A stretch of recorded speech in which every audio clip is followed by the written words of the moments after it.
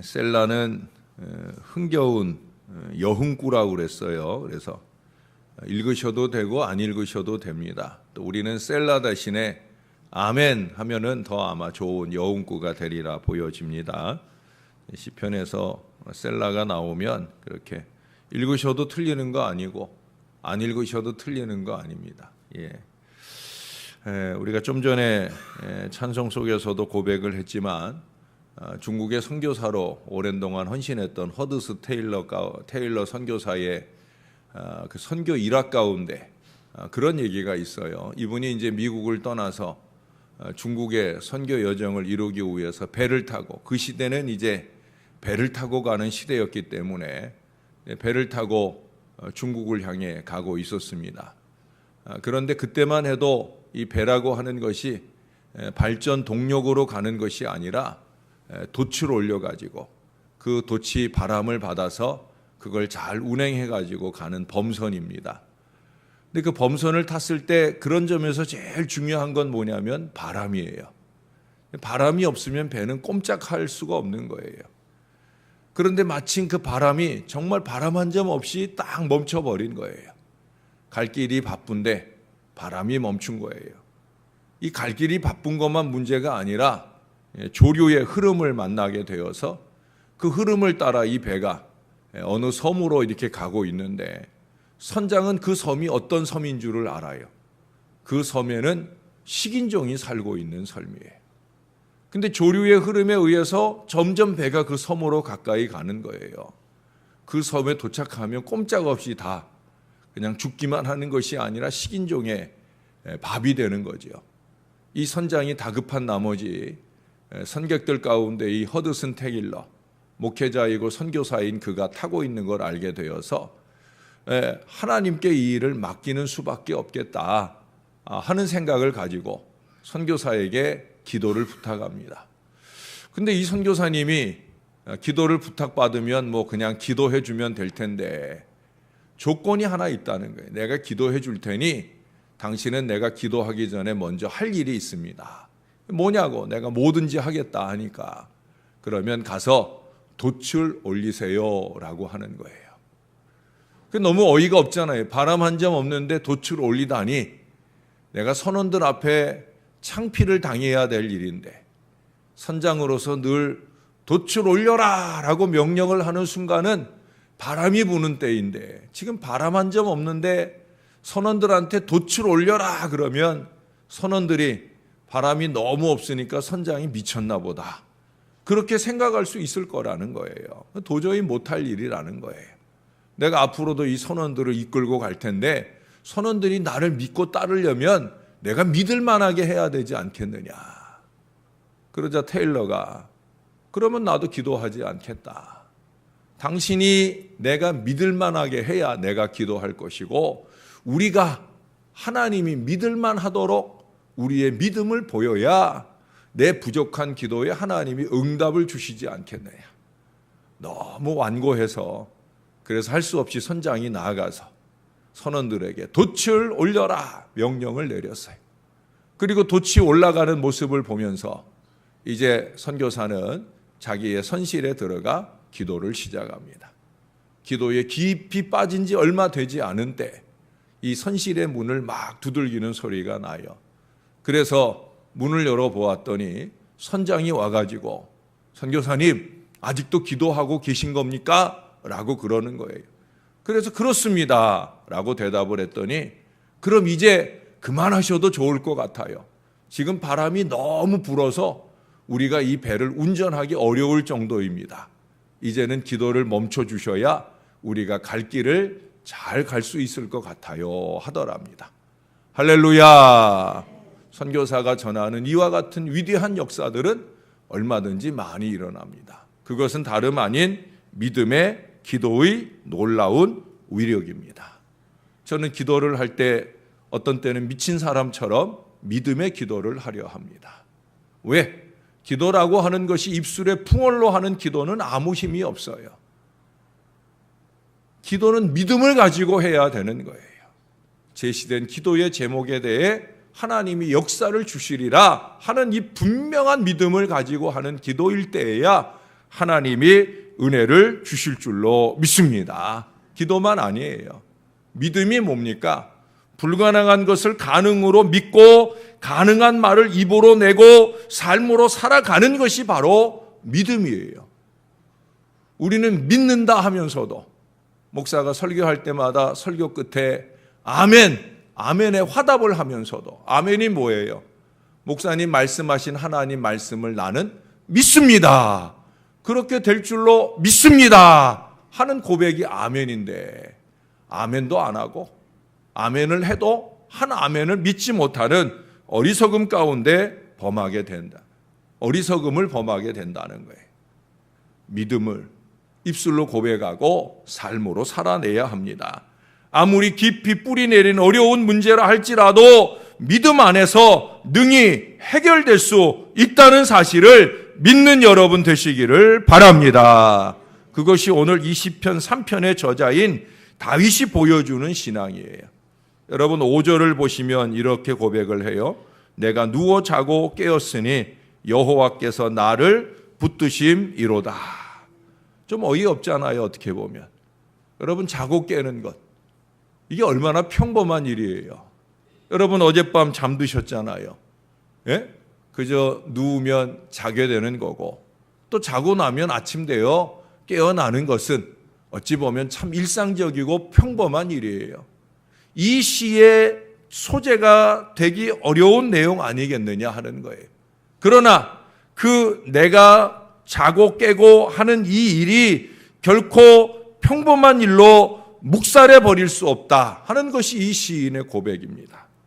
이것은 공동번역에 보면은 공동번역 성경에서는 내가 자나 깨나 라고 번역을 했어요. 이 자나 깨나라고 번역을 하는 것은 뭐예요? 내가 날마다 라는 그런 의미의 표현입니다.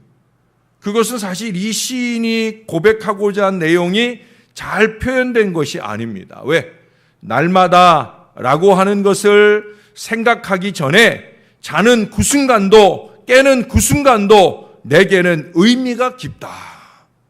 이게 그냥 자라서 자는 것이 아니고 그냥 깨서 깨는 것이 아니다 하는 그 감격이 들어있다는 거예요. 다시 말해서 자는 것도 내가 건강해서 자는 게 아니고 깨는 것도 내 육체적 조건이 그렇게 되어서가 아니다라고 하는 거예요. 그러면 누구 덕분인가? 여기 이 질문에 이 시인이 자기의 그 특별한 사건에서 얻은 감격을 노래하고 있는 거예요. 여러분 그 앞에 제목이 나오죠. 시편에 보면 가끔 제목이 나와요. 오늘 3편에도 제목이 나와요. 다윗이 그의 아들 압살롬을 피할 때에 지은 시. 압살롬이 반역을 해서 그 반역을 피해서 지은 시. 바로 이 불안한 밤을 보내고 맞은 그 아침의 감격 속에 이 시를 적었다라고 하는 거예요. 이것은 이 같은 감격은 보통 사람은 깨달을 수 없는 것 아니겠습니까? 그저 날마다 지켜주시는 것은 하나님의 은혜다라고 하는 그 심정까지도 상당한 영적 체험을 이룬 사람에게서나 나올 일이지 보통 사람에게서는 이 감흥으로 아침에 깨어남을 감사하며 고백하는 기도가 쉽지 않다는 거예요. 제가 전에도 한번 말씀드렸잖아요. 저희 어머니의 하루의 마지막 기도는 하나님 오늘 밤이 마지막 밤이 된다 하면 영원한 천국에서 깨어나게 하옵소서. 다음 날 아침 새벽에 잠에서 일어나시면 하나님 오늘도 하루를 살게 하시니 감사합니다. 이 하루를 잘 살게 하옵소서. 그 마지막 기도와 시작의 기도 속에 담겨져 있는 내용이 뭡니까? 믿음이 뭡니까? 내가 자는 것도 하나님 손에서 이루어지는 것이고 내가 누워 자고 일어나는 것도 하나님 손에서 이루어지는 것이다. 밤이 되어 그 밤을 무사히 넘길 수 있을까 할 만큼 자기 생명에 대한 자신이 없다는 것을 실감한 사람, 그리고 그러한 불안의 밤이었지만 하룻밤을 무사히 지나고 또다시 새 아침을 맞이했을 때 그 감격은 그러한 위험한 순간 즉 자기 육체의 생명의 마지막 순간을 의식하면서 밤을 보내고 맞은 사람, 그 사람들은 이 시인이 말하는 자고 깨고의 그 감격을 금할 수 없을 거예요. 전에 어떤 목사님이 책에다 그런 글을 썼어요. 이분이 폐결핵을 젊은 날 앓으셨어요. 너무 심하게 결핵을 앓아서 심지어 요양병원에 가 계셨습니다. 사실은 요양병원에 가 있게 된다는 것은 이제 죽을 날을 받아놓는 것과 마찬가지예요. 여러분, 이 기침이라고 하는 거 여기도 천식으로 고생하시고 하시는 어르신들이 있으시잖아요. 밤에 기침이 더 심하잖아요. 결핵을 앓아도 그래요. 밤에 기침이 더 많이 나요. 그냥 기침만 나는 게 아니라 그 기침이 나면서 각혈을 하기 시작하면 이게 누워서 각혈을 하다가 그냥 그 각혈, 피가 숨구멍을 막아서 죽게 되는 경우들이 많이 있는 거예요. 같은 병실 안에 여러 명의 환자들이 누워 자는데 누가 먼저랄 것도 없이 밤새 한두 사람의 기침으로 시작해서 여기저기 기침이 소리가 들려옵니다. 자기도 기침을 합니다. 그렇게 잠을 설치다가 문득 잠이 들었어요. 그런데 선뜻 또 잠이 깨어났는데 들려야 할 기침 소리가 들리지 않는 거예요. 아, 나처럼 좀 잠잠해졌는가 보다 싶어서 기침이 가장 심했던 그 환우의 침상을 바라보았는데 침상이 비어 있는 거예요. 그 침상에 그 환자는, 그 환우는 그날 그 밤이 마지막 밤이 되어 버린 거예요. 여러분, 그렇게 밤을 보내고 아침을 맞아 보셔요. 그 아침의 감격이 저와 여러분 같지 않을 거예요. 생각해 보세요. 밤사이 안녕이라고 오늘은 저 사람이 누워 나갔는데 내일은 이 사람이 누워 나갈 수 있고 또 그 다음 날은 내가 될 수도 있다고 할 때 자고 깨는 그것이 얼마나 큰 감격이 될 수 있겠느냐는 거예요. 또 어떤 목사님은 심장 질환을 앓아서 어느 날 갑자기 심장마비가 와서 제가 우리 교회에도 빨리 그걸 좀 설치해 놔야 되는데 심폐소생하는 그게 한 200 몇십만 원 하는 건데 우리도 그걸 좀 로비에다가 하나 설치해 놔서 혹여라도 교회 오셨다가 우리 어르신들이고 젊은이들이고 그렇게 심장에 갑자기 마비가 오는 상황이 생겼을 때 그 골든타임을 놓치지 않기 위해 제세동기를 빨리 가동해서 살리는 일을 할 수 있도록 교회가 보험 준비를 해놔야 되는데 제가 마음만 있지 선뜻 그것을 하자고 당연히 얘기도 못하고 하지도 못하고 있어요. 해놔야 되는 일인데. 근데 그 목사님이 바로 그렇게 심장마비로 죽을 뻔한 위기를 2번이나, 한 번도 아니고 2번이나 그 골든타임을 다행히 가족들이 있어서 넘기게 된 거예요. 그때의 그 감격. 그분은 그렇게 하루하루 자고 깨는 일들이 그게 우리가 느끼는 일들하고는 다른 감격을 적어주고 있더라고요. 사랑하는 여러분, 굳이 이분들의 그러한 감격의 고백이 아니라 할지라도 하나님의 전적인 사랑과 은총이 나를 돌봐주셔야만 내가 자는 것도 깨는 것도 이게 날마다 우리 가운데 똑같이 할 수 있는 일이다라고 하는 사실을 우리가 깨닫고 살아야 된다는 거예요. 사실 다윗은 사무엘하 15장에 보면 이날의 이 불행한 걸음 생각해 보세요. 아들이 나를 반역한 거예요. 자기가 총애하던 신하들이 자기를 반역한 거예요. 그들은 어떤 감정이었는지 몰라도 나는 그들을 아버지로 대하고 나는 그들을 왕으로 대할 때 그들은 그 마음을 헤아려 주지 못하고 나를 반역한 거예요. 그 내용을 읽어보면 머리를 가리우고 맨발로 울며 갔다. 왜 그렇게 갔겠어요? 너무 부끄러운 거죠. 내 아들이 나에게 반역을 하다니, 내 친아들이 나에게 반역을 하다니, 맨날 내 앞에서 그 혀에 달콤한 말로 나를 추종하던 그들이 오히려 나를 저주하고 욕하고 반역을 하다니, 이게 얼마나 부끄러움이겠어요. 이게 얼마나 큰 슬픔이겠어요. 그는 그런 중에 그 고통의 밤을 떠나갑니다. 그리고 그 밤을 보낼 때 또한 불안함이 그에게 찾아옵니다. 추격병들이 그들을 찾아와서 그 밤 사이에 여기저기 뒤지고 난리를 쳐서 그 가운데 간신히 생명을 보존하고 아침을 맞았다라고 하는 거예요. 그 아침의 감격을 무사히 넘기고 오늘 1절 시작을 보세요. 뭐라고 할 정도예요?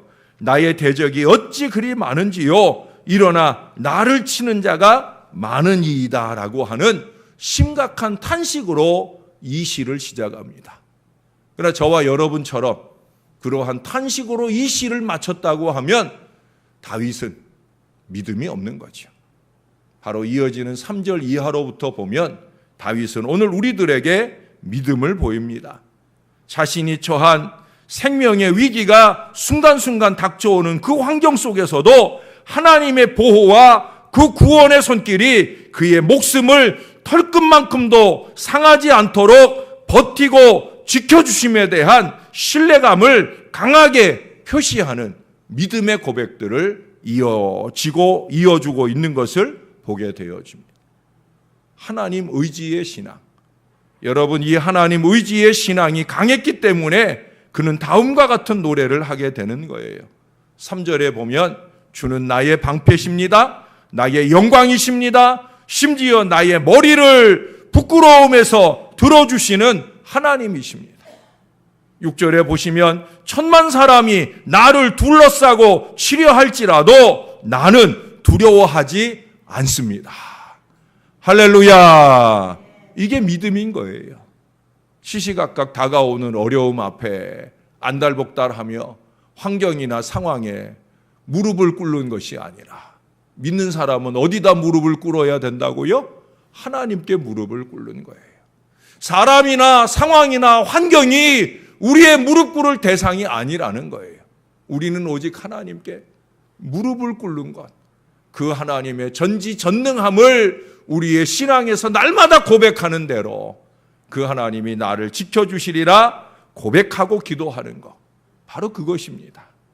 여러분, 이러한 강한 하나님 의지 신앙은 그의 위기에서 그를 안전하게 완전하게 지켜주었다고 생각이 되어집니다. 내가 자고 깨고 하는 이것이 여호와께서 나를 붙드십니다. 그 고백을 오늘 우리들에게 들려주잖아요. 하나님이 그 능력의 손으로 우리를 붙들어 주시면 우리는 어떠한 위험한 순간이라도 무사히 지나갈 수 있다. 사실 이스라엘의 신앙은 이 하나님 의지 신앙이에요. 이스라엘이 가장 자랑스럽게 여기는 신앙은 하나님을 의지하고 살아온 신앙이에요.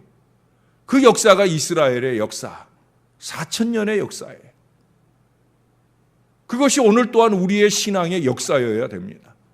이스라엘이 이와 같은 하나님 의지 신앙 속에서 그들이 견고하게 기대하는 것은 뭐냐면 그들은 거룩한 전쟁을 하고 있다는 거예요. 지난 주일에 목사님이 예를 들었던 그 일본 그 무사의 그 어리석은 자기 이익과 욕심을 위해서 거룩한 전쟁인 것처럼 미화하는 그 거룩한 전쟁을 말하는 게 아니라 정말 어렵고 힘든 순간에 하나님이 도와주시리라. 가장 대표적인 게 출애굽기 14장에 그 홍해 앞에서 그때 모세가 백성들에게 그러잖아요. 너희는 두려워하지 말고 가만히 서서 여호와께서 오늘 너희를 위하여 행하시는 구원을 보라. 너희가 오늘 본 애굽 사람을 영원히 다시 보지 아니하리라. 여호와께서 너희를 위하여 싸우시리니 너희는 가만히 있을지어다. 제가 이거 읽을 때마다 여러분에게 농담처럼 하는 얘기가 있잖아요. 하나님을 가만히 취급하지 말고 가만히 하나님만 의지해라. 그러면 오늘 하나님이 이기게 하신다. 이게 거룩한 전쟁 신앙이에요. 저와 여러분에게 필요한 신앙입니다. 다윗은 그렇게 철저히 하나님을 의지하는 그 부동의 신앙으로 무사히 자고 깨는 완전한 축복을 받고 있습니다.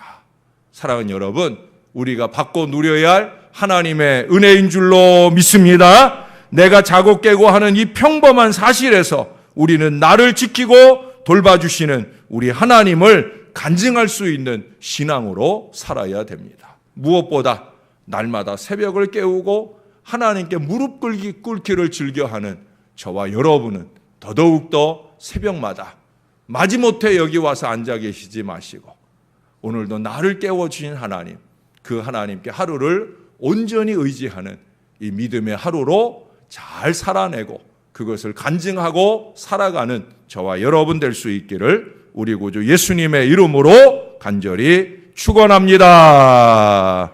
기도하겠습니다. 하나님 감사합니다. 오늘도 주의 말씀, 하나님 의지하는 이 믿음의 고백을 듣게 하시니 감사합니다. 바라옵기는 저와 이 모든 주의 자녀들의 가슴 속에 이 하나님 의지의 신앙을 견고히 세워 주시옵소서. 찬송가 405장, 406장의 고백처럼 주의 그 크신 팔이 나를 보호해 주신다. 내가 자고 눕는 그 모든 순간만 아니라 내가 말하고 행하는 모든 순간에라도 임마누엘 우리 주님이 동행하신다. 늘 잊지 않고 살아가게 도와 주옵소서. 사람이나 사건이나 상황이나 환경 앞에 무릎 꿇는 것이 아니라 하나님께 무릎 꿇기를 즐겨하고 하나님께 의지하며 승리의 고백을 믿음으로 드려서 날마다 우리의 삶을 지켜주시는 우리 하나님의 은혜로 사는 저와 이 모든 자녀들이 되게 하여 주옵소서. 그 하나님의 은혜가 필요한 곳이 있습니다. 태풍으로 또한 홍수로 인해 심각한 고통과 위기를 만난 주의 자녀들을 돌아보아 주시옵소서. 이 땅의 백성들이 경제적 어려움에 자연적 재해로 인해 엎친 데 덮친 격에 큰 고통을 겪나이다. 여름 내 더워서 힘들었고 이제는 많은 물로 인해 고통받고 힘들어하나이다. 오 아버지 하나님, 전능하신 주의 손길을 펼쳐 주옵소서. 그들을 그 모든 위기 가운데 건져주시고 믿음으로 하나님을 의지하도록 하나님 의지하며 그 모든 어려움을 극복해내는 위대한 축복의 역사가 임하게 도와 주옵소서. 이제는 그만해도 좋사오니 비를 멈추어 주셔서 이제 가뭄을 다 씻어내고 또 다른 가을의 결실을 향해 우리 농부들이 힘을 낼 수 있도록 우리 하나님 격려하여 주옵소서. 비슷한 어려움 속에 신음하는 주의 자녀들이 싸우면 이 아침 믿음의 용기를 강하게 부어 주옵소서. 감사합니다. 예수님의 이름으로 기도합니다. 아멘.